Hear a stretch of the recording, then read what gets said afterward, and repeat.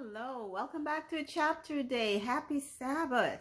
Today we're going to be reading Proverbs chapter 6, and I think that's going to be it because there's a lengthy number of verses in this chapter.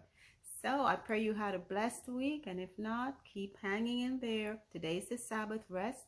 Reconnect with God and revive your spirit. It'll get better. It does. So let's begin. My son, if thou be surety for thy friend, if thou hast stricken thy hand with a stranger, thou art snared with the words of thy mouth, thou art taken with the words of thy mouth. Do this now, my son, and deliver thyself when thou art come into the hand of thy friend. Go, humble thyself, and make sure thy friend. Give not sleep to thine eyes, nor slumber to thine eyelids. Deliver thyself as a roe from the hand of the hunter, and as a bird from the hand of the fowler. Now, what he said here in the first one, if you are surety for a friend, that means if you are like, how do they call it here in our day, today's language? Like if you signed as a co-borrower on a loan or something of that nature with someone, I think he's telling him, don't do that. Don't stand in, as a surety for anyone, because you know what happens if that person defaults on that money borrowed, it becomes your debt, just automatically. So he's telling him not to do that. Okay, verse 6. Go to the ant, thou sluggard, consider her ways and be wise, which having no guide, overseer, or ruler, provideth her meat in the summer, and gathereth her food in the harvest. How long wilt thou sleep, O sluggard? When wilt thou arise out of thy sleep? Yet a little sleep, a little slumber, a little folding of the hands to sleep. So shall thy poverty come as one that travelleth, and thy want as an armed man. A naughty person, a wicked man, walketh with a froward mouth. He winketh with his eyes, he speaketh with his feet, he teacheth with his fingers. Frowardness is in his heart, he deviseth mischief continually, he soweth discord. Therefore shall his calamity come suddenly, suddenly shall he be broken without remedy.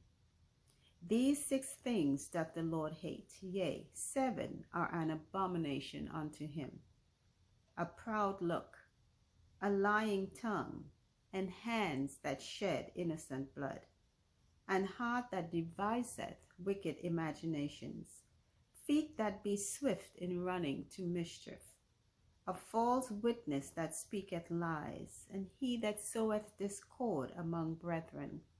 My son, keep thy father's commandment, and forsake not the law of thy mother.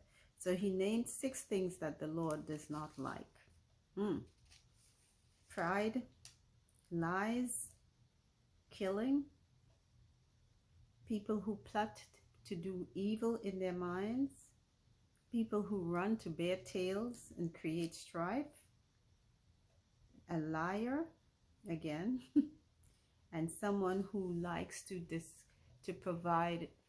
stir up confusion among the brethren, among your brethren in church or your family at home. Okay, and trust me, we all know people like that. Verse 21, bind them continually upon thine heart, and tie them about thy neck. When thou goest, it shall lead thee. When thou sleepest, it shall keep thee. And when thou awakest, it shall talk with thee. For the commandment is a lamp, and the law is light, and reproofs of instruction are the way of life. To keep thee from the evil woman, from the flattery of the tongue of a strange woman. Lust not after her beauty in thine heart, neither let her take thee with her eyelids. For by means of a whorish woman a man is brought to piece of bread, and the adulteress will hunt for the precious life.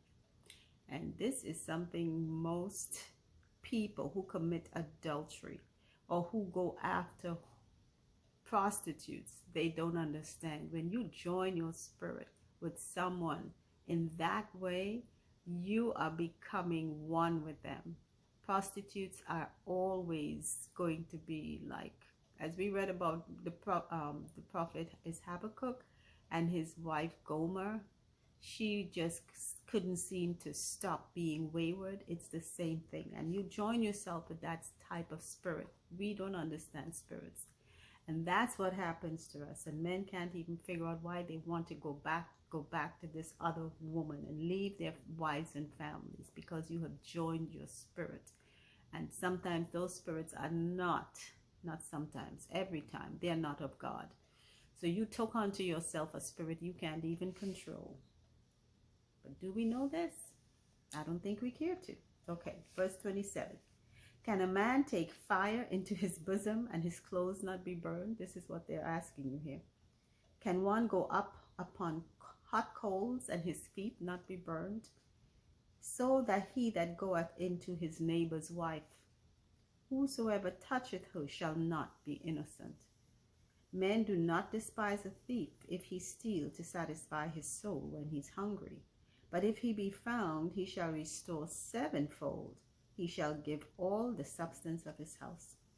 But whoso committeth adultery with a woman lacketh understanding. He that doeth it shall destroy his own soul. And I have seen this time and time again. There are some men even who can't even reside with their families proper because their spirits have been so disturbed with their dishonest, cheating ways that they cannot even be at rest with their families. It's a really sinful thing. That's why God said don't do it, because he knows what happens when that takes place. Verse 33. A wound and dishonor shall he get, and his reproach shall not be wiped away. For jealousy is the rage of a man, therefore he will not spare in the day of vengeance. He will not regard any ransom, neither will he rest content, though thou givest many gifts. And I guess that's the man whose wife may have been taken, or however it goes. Either which way, it is a sin. It's an abomination unto God, very much like the sin of idolatry. I always put those two, adultery and idolatry, together, because you're going against that main person in your life, who is supposed to be the main person in your life. That's it for today's reading. Thank you all once again for listening. I pray you continue to be blessed by whatever you hear. And whenever you can, take your Bible, open and read. Thank you. Take care. Bye.